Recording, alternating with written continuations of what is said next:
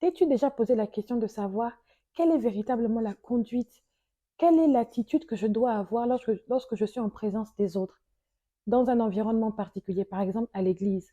Comment puis-je me comporter ou vis-à-vis de mes semblables, ou vis-à-vis des autorités, ou vis-à-vis même de mes amis, ou de mon époux, ou de mon épouse? Si tu t'es déjà posé cette question, reste sur cette vidéo. Je vais te partager une clé que j'ai découverte lors de ma méditation de la parole de Dieu. On fait ça juste après.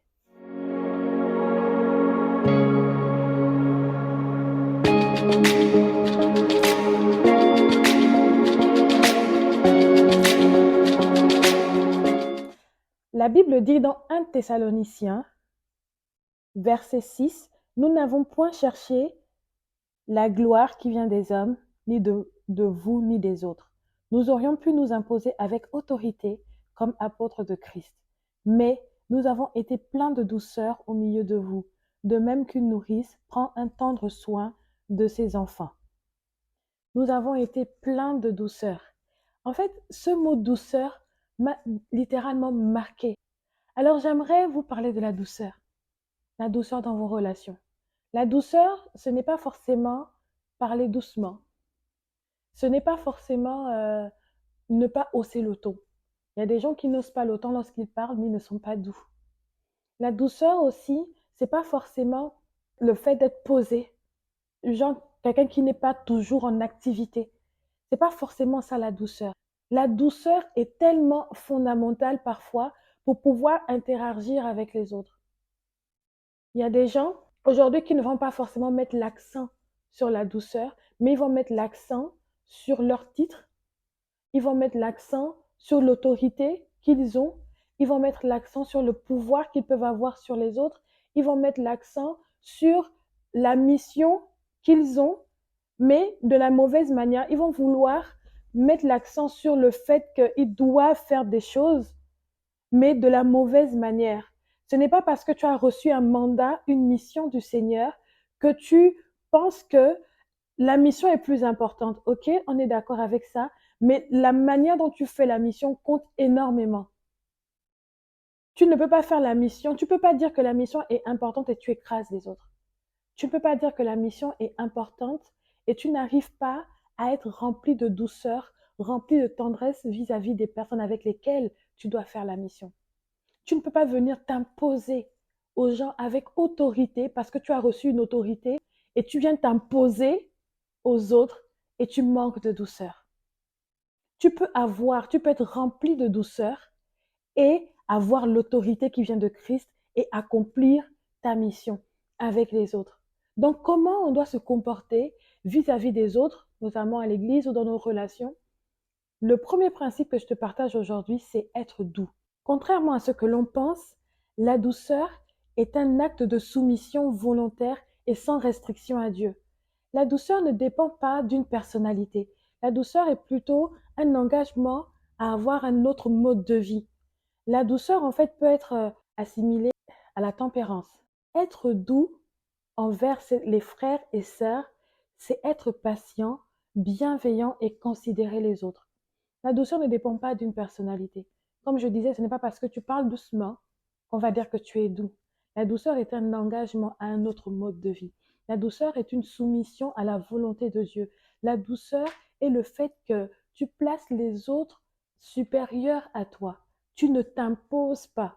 Tu sais ce que tu as reçu, tu sais qui tu es et tu places les autres supérieurs à toi dans le sens où tu considères les autres. Tu ne les écrases pas. Tu ne viens pas dominer sur eux. Tu ne viens pas imposer ton titre ou l'autorité que tu as reçue. On peut être doux et avoir de l'autorité. Jésus est le parfait exemple.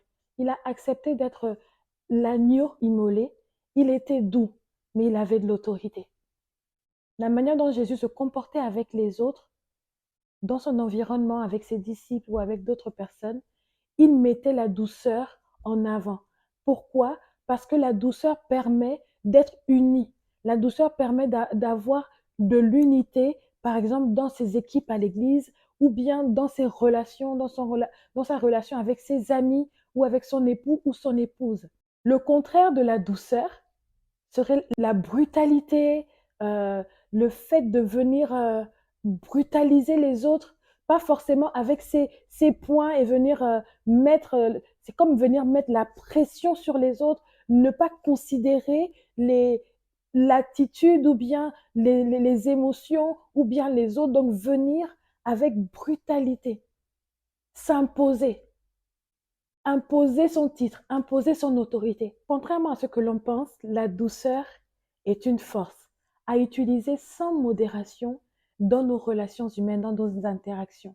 Et je crois que l'apôtre Paul, par ce passage, nous montre que quand bien même il était revêtu de l'autorité de Christ en tant qu'apôtre de Christ, comme il dit, il aurait pu venir s'imposer à ce groupe de personnes-là, à l'église, là où il était, il est venu rempli de douceur.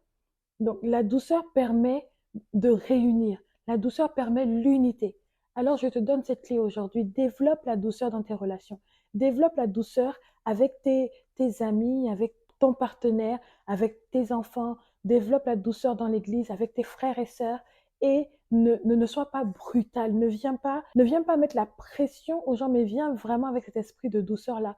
Si tu recherches l'unité, si tu désires vraiment bâtir des relations saine, profonde et unie, développe la douceur. La douceur est la clé pour vraiment ramener l'unité. La douceur est la clé pour vraiment avoir une équipe solide. La douceur est la clé pour vraiment avoir une relation solide où la communication est fluide. Sans la douceur, il serait tellement compliqué de pouvoir communiquer, de pouvoir échanger, de pouvoir bâtir, de pouvoir construire et de pouvoir être constant et consistant dans ses relations. C'est la clé que je te partage aujourd'hui. On verra une autre clé la semaine prochaine. Fais les gestes utiles, active la notification, laisse des questions dans les commentaires.